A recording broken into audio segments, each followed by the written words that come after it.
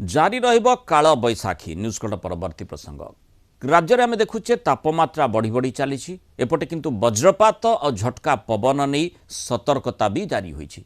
आसंता 24 घंटे वर्षा घड़घड़ी सह झटका पवन पर 8टी जिला को येलो अलर्ट जारी होईछि। कोरापुट, रायगड़ा, गजपति, गंजाम, मयूरभंज, केन्दुझर, बालेश्वर और भद्रक पर अलर्ट जारी करा जायछि। 8 जिले में बिजुली घड़घड़ी सह 40 ରୁ 50 किलोमीटर बेगर पवन बहिबार संभावना कथा कहुଯାଇଛି।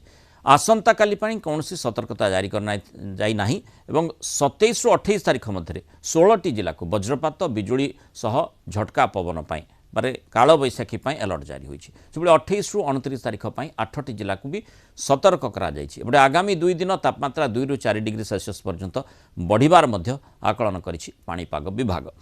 आम आलोचना ए संपर्क में करबा। हम सहित भूगोल विशेषज्ञ प्रोफेसर रतन आचार्य जोड़ी स्वागत करिबा आलोचना को।